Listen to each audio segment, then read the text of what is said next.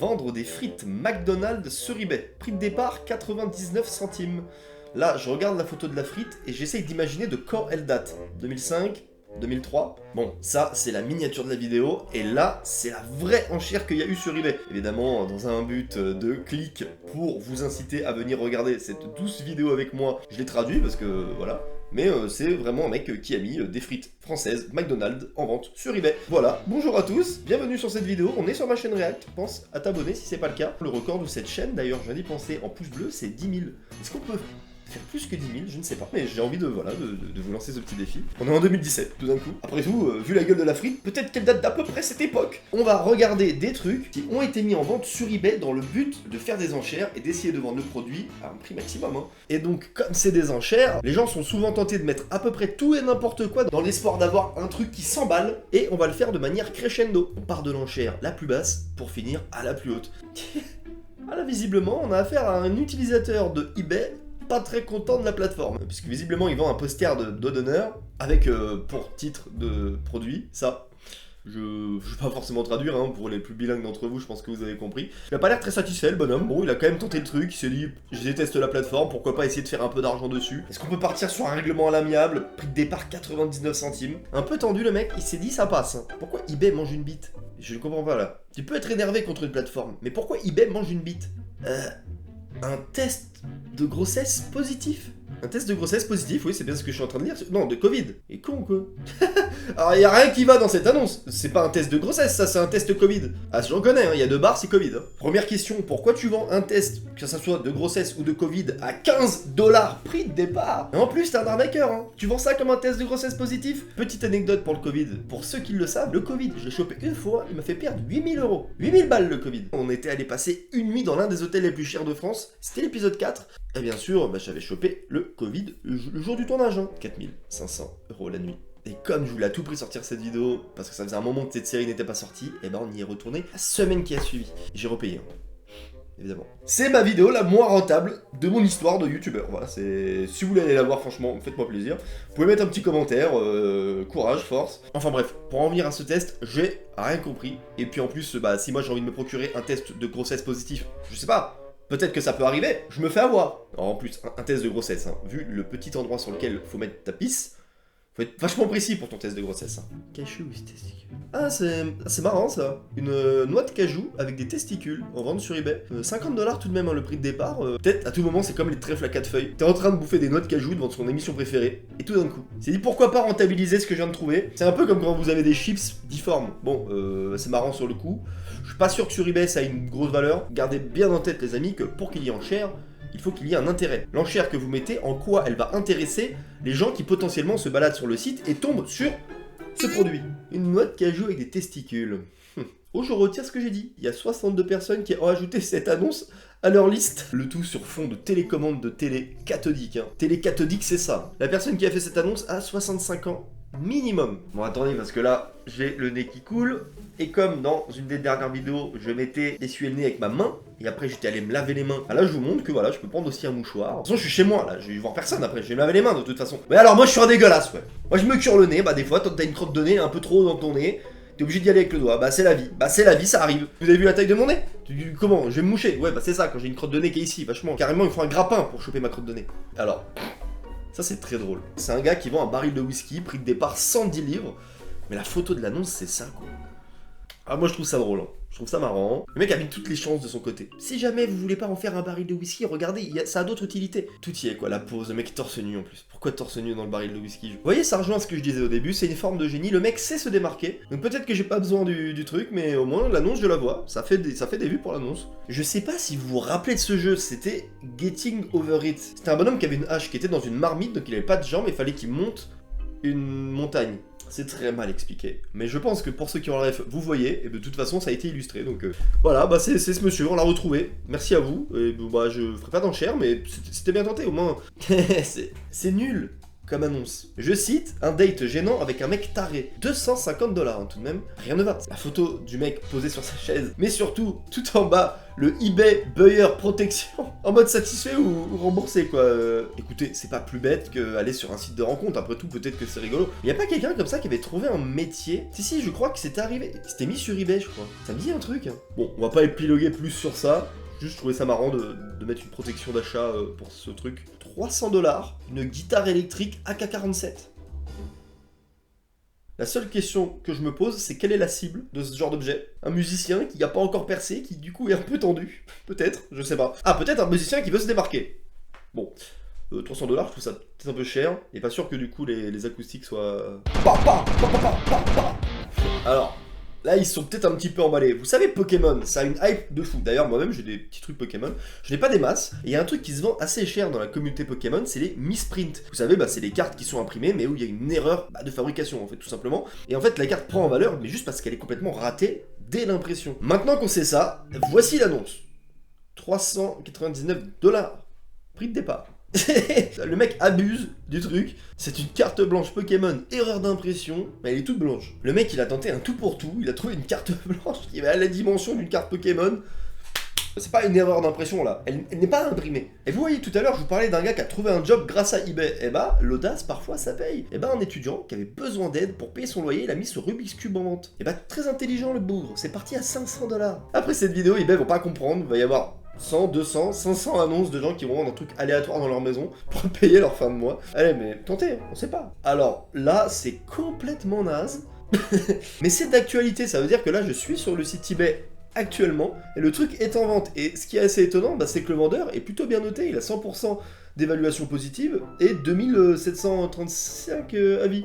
Mais alors, il a pété un plomb le bonhomme, il s'est dit allez c'est bon, j'ai roulé ma bosse, ça fait quand même pas mal de temps que je vends des trucs, j'ai des bons avis, est-ce que ça serait pas le moment que je passe un cap quoi? J'ai du mal même à traduire son truc là. Expensive Information Text. Et rien ne va dans cette annonce. Il vendrait selon lui une information de la plus grande importance. 40 000 $. Le prix est net.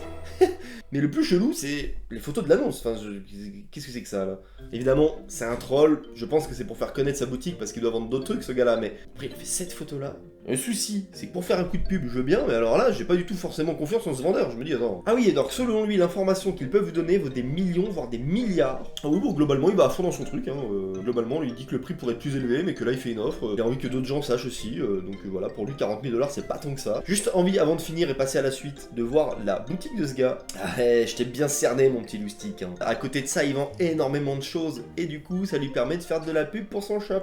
Comme quoi ça marche. Là, si vous avez envie d'une figurine de Jack Sparrow, vous savez où l'acheter. Ah, il y a des gens, ils en ont rien à battre. Un vélo volé, en vente sur eBay, prix de départ 50 000 livres. Le fait qu'il soit volé n'est pas une plus-value qui fait que les gens vont forcément mettre plus. Bon, j'ai compris, là, on est sur des petits rigolos qui veulent se faire remarquer. C'est leur technique marketing, mais nous, on passe au suivant. C'est bon, là. Ah là, on commence à arriver dans les vraies enchères où c'est parti en cacahuète. Ou plutôt en noix de cajou. On rappelle la noix de cajou du début. Cacahuète, noix de cajou, couille. Pas si mal la blague, mais La touffe de poil d'Elvis Presley est partie à 72 500 $ aux enchères. C'est super.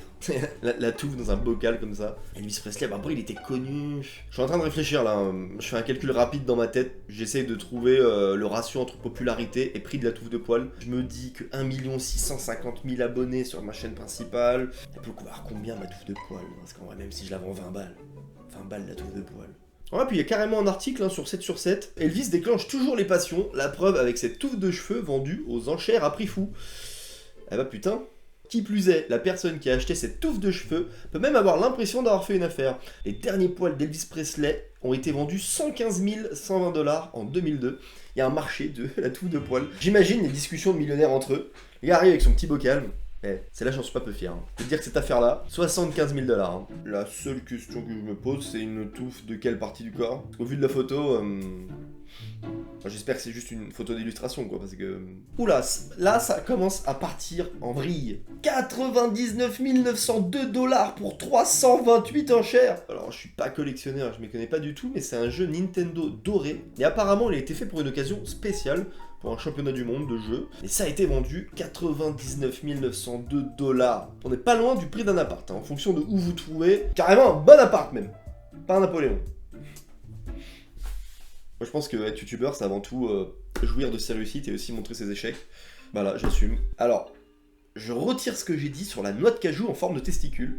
Il y a un gâteau apéro Cheetos en forme de gorille, rare. Et c'est parti, après 132 enchères, à 99 900 $. Et pour illustration, un gorille et le gâteau apéro Cheetos. C'est une marque américaine de gâteau apéro. D'ailleurs, j'avais goûté l'un de leurs baumes à lèvres. J'avais fait un baume à lèvres en fait goût piment. Mais j'aurais peut-être dû garder parce qu'au vu du prix, là, comment ça s'envole, je sais pas si cette marque est une hype au States. Je comprends mieux le mec qui a tenté le coup avec sa noix de cajou en forme de couille. Ça, c'est vraiment pour amuser la galerie lors des repas des millionnaires. Regarde un petit peu, tiens. Regarde ce que j'ai. Et je comprends absolument rien à l'annonce. C'est un dessin, visiblement d'enfant. Quoique, si je me mets à dessiner, je pense que ça ressemble globalement à ça, donc je vais quand même pas dénigrer le dessin parce que je ne ferai pas mieux. Ceci dit, moi j'aurais la décence de pas le mettre à ce prix-là, 150 000 €, c'est un poil excessif. Après, je crois qu'il y avait une toile blanche qui était partie aux enchères à 300 000 $. Hein. Voilà, hein. Le thème étant le vide, c'était une toile blanche, je crois. Bon, là on a affaire à quelqu'un qui a tenté, il s'est dit à tout moment ça s'envole. Jeff Bezos qui se balade sur eBay et il se prend d'affection pour ce dessin. Bon, bah voilà. 250 000 $. Waouh, j'ai la voix qui s'en est cassée quand même, là on l'entend. Waouh. C'est un peu cher, mais c'est pas si con. Tout ça pour une manette de console qui a été dans un sous-marin, donc dans l'océan. Mais il y a pas longtemps, j'ai vu une interview de Thomas Pesquet qui disait qu'en fait, quand tu amènes des trucs dans l'espace, et ben en fait, t'as interdiction de les revendre quand tu reviens sur Terre, parce qu'en fait, ça peut prendre une valeur de fou. Bon, bah, je pense que là, l'idée c'était sensiblement la même chose. Et c'est dommage qu'il ait mis un prix sec à 250 000 $. Ça aurait peut-être pu valoir quelque chose avec une enchère avec un départ à 50 $. Sur un malentendu, peut-être que ça aurait pu s'envoler un peu le prix. Oula, attendez, parce que là je suis tombé sur un short où il y a cette manette, et ça parle de la tragédie du Titan. Le sous-marin qui a été voir l'épave Titanic. Alors, oula, comment ça? Le sous-marin prévu pour aller visiter l'épave du Titanic a implosé avec 5 passagers à bord. Le truc qui a choqué les gens, c'est qu'il présente la manette qui permet de diriger le bateau, et c'est littéralement une manette qu'un jour tu as déjà eu entre les mains, car c'est une manette de jeu vidéo. Ces manettes sont en fait déjà utilisées par la marine de guerre aux États-Unis car elles sont moins rush que les autres. En mode, la marine, elles ont pas assez de budget, faut faire des économies sur les manettes, tu vois. Les manettes, pas sur les composants, sur des recherches inutiles afin d'inventer tel ou tel missile, non, sur les manettes. Un peu dangereux d'envoyer un sous-marin dans les méga profondeurs de l'océan avec une manette connectée au Bluetooth. C'est de l'opportunisme dégueulasse en fait, juste avant là, je suis scandalisé. Le mec il s'est dit putain, j'ai la même manette chez moi, ok, bah on comprend mieux cette annonce à 250 000 $ du coup. 360 000 $, un prototype de console entre Sony et Nintendo. Je suis pas étonné, hein. Bon, le truc ressemble à rien. Après, c'était il y a longtemps. Mais pour l'époque, c'était une bête d'idée de prototype. Alors après, est-ce que c'est un prototype qui a été voulu? Ou c'est un truc de fan qui a mélangé... Vous savez, qui a créé un truc qui n'existait pas et a essayé de le vendre. Je vais essayer de me renseigner. Alors déjà, il y a un article sur BFM TV. Le seul exemplaire de Nintendo PlayStation s'est vendu à 360 000 $. Donc non, c'est pas de la connerie, mais le prototype est le fruit d'une collaboration entre Sony et Nintendo datant du début des années 90, avant que le premier n'opte pour le développement de sa propre console. Ok, bon, c'est intéressant, on apprend tous les jours là, en fait, tout d'un coup ça devient une vidéo instructive. Mais là, je peux comprendre. Alors, c'est hors de prix, hein, évidemment, mais bon, 1 077 000 $. C'est une ville qui a été vendue sur eBay, Bridgeville. Alors, en vrai, 1 077 000 $. Pour une ville, peut-être pas si cher, ça dépend de la taille de la ville. Qu'est-ce que tu as comme option avec? Moi j'ai envie d'en savoir plus. Le lot comprend les terres de Bridgeville, plusieurs bâtiments et un tracteur, mais le pont et l'école ne sont pas compris. Eh bah putain, mais attends, bon c'est un délire. Après une ville, on a affaire à un gars qui a vendu toute sa vie sur eBay pour aller vivre sur une île. Ah, y a pas de vanne, hein, c'est ça l'histoire. Prix de départ 600 100 $ sur l'annonce officielle. Et c'est ce gars-là, Ian Usher, est un voyageur minimaliste qui vit et voyage partout dans le monde. Mais il y a quelques années, il était comme tout le monde. Il possédait une maison, une voiture, un jet ski, une moto. Le comme tout le monde, c'était valable jusqu'au moment du jet ski, hein, quand même, globalement. Tout le monde n'a pas un jet ski, tout le monde n'a pas forcément une maison, une moto, une voiture. Bon, il a quand même une vie confortable, le mec, hein. Les médias internationaux se sont emparés de l'histoire après que l'offre ait atteint 2,2 millions de $. Et que son histoire est décollée. Le problème était que l'énorme offre provenait d'un jeune de 15 ans qui ne disposait pas de 2,2 millions de $. Il s'est tourné vers le prochain plus offrant, mais il s'est avéré qu'il n'était pas vraiment intéressé non plus. La vente aux enchères s'est terminée et Yann n'a eu aucun acheteur légitime pour sa vie. D'accord, ok. Globalement, le mec voulait changer de vie, il avait la flemme de tout vendre en détail, il a fait un pack. Acheter ma vie. Il y a ma femme avec. Et j'ai un gosse aussi, mais bon, là maintenant il a 18 ans, donc il commence à être indépendant, donc il va pas vous faire chier. 1 500 000 $, une base nucléaire. Je savais pas que ça coûtait aussi cher un missile, et vu le nombre qui sont en train de me regarder, Ça fait un sacré paquet de pognon. Et il y a une vidéo de cette base de missiles nucléaires qui a été mise en vente. Ça a mis le paquet pour la vendre. Des plans drones. Il n'y a pas de vis-à-vis, au moins, c'est qui est bien. En même temps, si c'est pour des essais nucléaires, vaut mieux. Ouais, ils ont dû abandonner la base et en fait, du coup, ils la mettent en vente. Mais bon, j'ai pas trop envie, en l'occurrence, de forcément vivre là. Et voilà, ok, pendant 3 minutes, on a une vidéo présentation. C'est super ça, mais moi, je ne l'achèterai pas. Déjà de 1, parce que je n'ai pas les fonds nécessaires. Puis de 2, bah, je ne serai pas forcément à l'aise. Après, ça peut faire un super endroit de tournage. Pensez-y, hein, au lieu de le vendre. Voilà, tu fais un paintball. Le mec nique le truc. Putain, la première BD comics, elle a été vendue 3 207 852 $ aux enchères. Bah c'est quand même plutôt cher. Gardez vos boulets billes, on ne vous dira pas deux fois. Les boulets billes, vous les gardez. Peut-être que dans 20 ans, ça pète le score, on sait pas, hein. Boulet bill, si t'arrives à le revendre 15 000 $, ouah, putain, le truc date d'il y a au moins 20 ans. Le screen est d'une qualité si médiocre, putain. En tout cas, il y a eu des enchères pour la pierre tombale de Marilyn Monroe. Et c'est parti quand même à 4 602 100 $. Hein. C'est glauque de fou. Ça veut dire que même si t'as énormément d'argent, t'es collectionneur, y a rien de stylé à acheter une pierre tombale. Et alors, en plus de vos BD Boulet Bill, gardez absolument toutes les cartes que vous avez. Pour 7 25 000 $, une carte de baseball a été vendue aux enchères. Bon, après, là, je suis en train de regarder vite fait des articles dessus. Visiblement, c'est parce qu'elle a appartenu à un des athlètes de hockey les plus connus, je ne sais pas quoi. Bon, elle a un storytelling, la carte. Ah, putain. Non mais comment il y a 70 enchères et ça atteint 10 millions d'euros pour un tapis volant? Je jure, il vole. C'est quoi la description? C'est ça? Je vous les montre pas forcément à chaque fois, mais constamment il y a un article officiel autour des enchères en fait. Là, un tapis volant en vente sur eBay. On trouve décidément de tout sur les sites de vente en ligne. Un internaute propose même un tapis volant. Les enchères ont déjà dépassé les 12,5 millions de francs. Je m'en suis servi principalement pour mes trajets quotidiens pour partir en vacances. Espagne, Irlande, Italie. Mon petit rigolo, puisque c'est comme ça qu'on t'appelle, serait pas là pour nous le vendre. Parce que moi je suis premier degré, moi je suis pas dans la blague là. Rien que ça pousse, 0 à 100 en 7 secondes, qu'est-ce que tu dis de ça pour un tapis mon gars?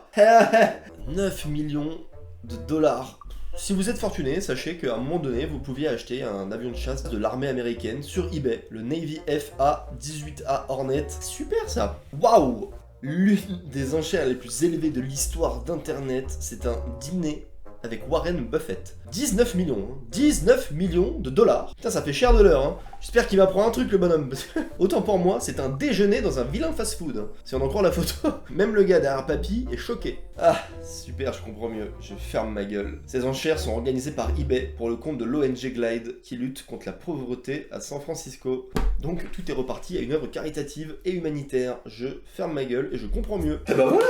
Mes dernières vidéos sont là, j'ai construit une pièce secrète, ma dernière react, c'était Alex, je vous dis prenez soin de vous, hein, et dépensez pas trop votre argent dans des bêtises. Salut!